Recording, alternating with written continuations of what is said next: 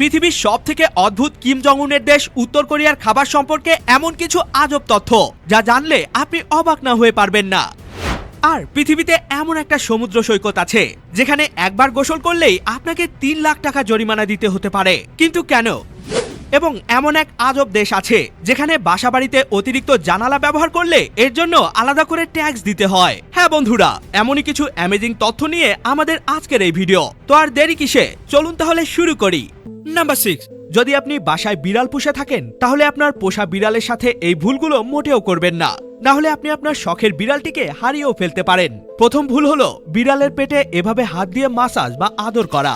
এমনটা করা বিড়ালরা একেবারেই পছন্দ করে না, কারণ বিড়ালের পেটের অংশে এমন কিছু সেন্সিটিভ নার্ভ বা টিস্যু থাকে যেগুলোতে হাত দিলে বিড়ালরা অনেক বেশি বিরক্ত বোধ করে। এরপর বিড়ালকে ঘন ঘন গোসল করানো, এমন ভুলও মোটেও করবেন না, কারণ বারবার গোসল করালে বিড়ালের লোমে থাকা ন্যাচারাল অয়েলগুলো নষ্ট হয়ে যায়। বিড়ালরা এমনিতেই অনেক পরিষ্কার একটা প্রাণী, যদি কোনো কারণে তাদের শরীর নোংরা হয় তাহলে তারা তাদের জিভ দিয়ে চেটেই শরীর পরিষ্কার করে ফেলে। এর জন্য আলাদা করে গোসল করার দরকার হয় না। আর বিড়ালকে কখনো হুট করে সারপ্রাইজ বা ভয় দেখাবেন না, এতে করে বিড়ালরা অনেক বেশি আতঙ্কিত হয়ে যায়। এমনটা করলে আপনার শখের পোষা বিড়ালটা আপনাকে ছেড়ে অনেক দূরেও চলে যেতে পারে। তাই আপনার পোষা বিড়ালের সাথে এই ভুলগুলো কখনোই করবেন না। নাম্বার 5, আপনি যদি ইনজেকশন সুইকে অনেক বেশি ভয় পেয়ে থাকেন তাহলে আর চিন্তা নেই, কারণ সাউথ কোরিয়া দেশের গবেষকরা এবার এমন একটি ইনজেকশন সুই আবিষ্কার করেছে যেটা শরীরে পুশ করলে কোনো প্রকার ব্যথা লাগে না। হ্যাঁ বন্ধুরা, এই সুইটি সাধারণ সুইয়ের মতো হার্ড বা শক্ত হয় না, বরং এটা আপনার শরীরে প্রবেশ করতেই অনেক সফট এবং নরম হয়ে যাবে, কারণ এটাকে তৈরি করা হয়েছে গ্যালিয়াম মেটাল নামের এমন এক ধরনের পদার্থ দিয়ে, যেটা কিনা আমাদের শরীরের নর্মাল টেম্পারেচারেই সফট বা নরম হয়ে যেতে পারে। আর এই সুইটি ব্যবহারের পর একেবারেই নরম হয়ে গলে যায়, ফলে এটা পরিবেশেরও কোনো ক্ষতি করে না। তবে এই সুইটি এখনো গবেষণার মধ্যেই রয়েছে, এটার ব্যবহার এখনো পুরোপুরি চালু হয়নি। নাম্বার 4, আপনি কি জানেন পৃথিবীতে এমন একটি দেশ আছে যে দেশের ঘরবাড়িতে অতিরিক্ত জানালা লাগালে ট্যাক্স দিতে হয়? জি হ্যাঁ, ঠিকই শুনছেন। আসলে ইংল্যান্ড দেশে 1696 সালের দিকে উইন্ডো ট্যাক্স নামের এমনই একটি অদ্ভুত নিয়ম চালু ছিল। যদি কেউ তার বাড়িতে অতিরিক্ত জানালা ব্যবহার করত তাহলে এর জন্য তাকে অতিরিক্ত পরিমাণে ট্যাক্স দিতে হতো। আর এই ট্যাক্স দেওয়ার হাত থেকে বাঁচতে অনেকেই তাদের বাড়িতে ব্যবহার করা অতিরিক্ত জানালাগুলো এভাবে ইট দিয়ে ঢেকে দিত। তবে এই অদ্ভুত নিয়মটি 1851 সালের দিকে পুরোপুরি ব্যান মানে বাতিল করে দেয়া হয়, যেটা আসলেই অদ্ভুত একটা ব্যাপার। নাম্বার 3, এই লোকটি যে স্থানে এভাবে দৌড়ে দৌড়ে নিচে নামছে এখানে গেলে আপনার লাখ লাখ টাকার ক্ষতি হয়ে যেতে পারে। কিন্তু কিভাবে? আসলে এই জায়গাটির নাম হলো স্লিপিং বিয়ার ডুনস, যেখানে একটি খুবই সুন্দর সমুদ্র সৈকত রয়েছে।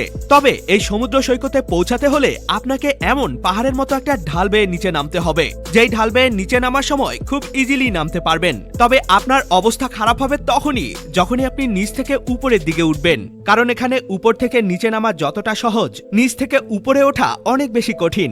আর আপনি যদি কোনো কারণে উপরে উঠতে না পারেন তাহলে আপনাকে রেস্কিউ টিম মানে উদ্ধারকারীরা উদ্ধার করবে। তবে এমনি এমনি না, কিন্তু এর বিনিময়ে উদ্ধারকারী দলকে আপনার $3000 দিতে হবে, মানে প্রায় 3 লাখ টাকারও বেশি। নাম্বার 2, দেখুন বন্ধুরা, এই মাছটিকে সি লায়ন নামের এই প্রাণীটি জীবন্ত অবস্থায় খেয়ে ফেলছে, কিন্তু তবুও মাছটি কেন নড়াচড়া করছে না কিংবা পালিয়ে যাচ্ছে না? না, আবার ভাববেন না যে এটা এআই ভিডিও, বরং এটা সম্পূর্ণ রিয়েল ভিডিও।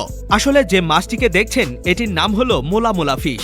যে মাছটির মধ্যে সৃষ্টিকর্তা কিছু অসাধারণ বৈশিষ্ট্য দিয়েছেন যা অন্য সব মাছে নেই। প্রথমেই এই মাছটির সাঁতার কাটার জন্য অন্য সব মাছের মতো কোনো প্রকার লেজ নেই, তাই সে দ্রুত সাঁতার কাটতে পারে না। আর এই মাছের মাংস খেতে একেবারেই বিশ্রী, যার ফলে যদি কোনো মানুষ ভুল করেও এই মাছকে ধরে ফেলে তাহলে সেটাকে সাথে সাথে এভাবে ছেড়ে দেয়। সবথেকে ইন্টারেস্টিং ব্যাপার হলো এই মাছের শরীরের মধ্যে কোনো প্রকার পেইন রিসেপ্টর নেই, মানে এই মাছটিকে যতই আঘাত করা হোক না কেন এটা কোনোভাবেই ব্যথা পায় না।